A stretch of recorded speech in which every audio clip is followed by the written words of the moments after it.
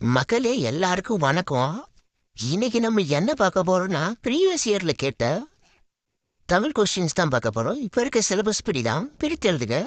வாங்க பார்க்கலாம். புத்துயிர் ஊட்டின்னு கொடுத்துருக்காங்க.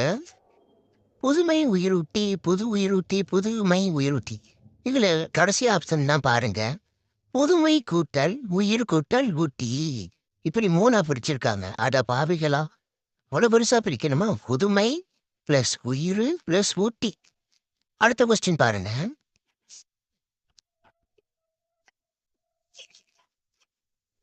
அடுத்த கொஸ்டினு அங்கை சரியாக பிரிக்கும் முறை கேட்டிருக்காங்க.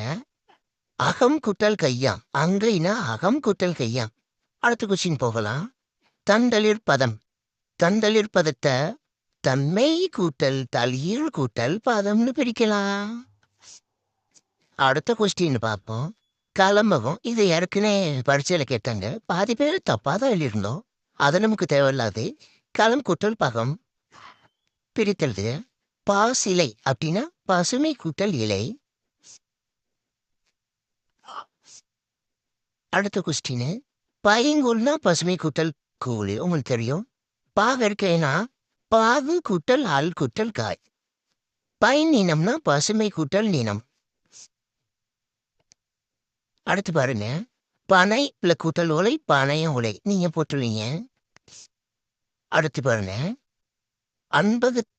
அன்பகத்து இல்லா அதை எப்படி பிரிக்கணும்னா அன்பு கூட்டல் அகத்து கூட்டல் இல்லான்னு பிரிக்கணுமா காய்ஸ். காய்ஸ், இதோட ஃபுல் வீடியோ வேணும்னா என்னோட சேனலை கிளிக் பண்ணி உள்ள போய் பாருங்க. அதில் இருக்காது. ஏன்னா நான் இன்னும் அப்லோட் பண்ணல. இதுக்கு நீங்கள் நிறைய லைக் போட்டீங்கன்னா இதோட ஃபுல் வீடியோவும் நான் அப்லோட் பண்ணிடுறேன் யூடியூப்ல.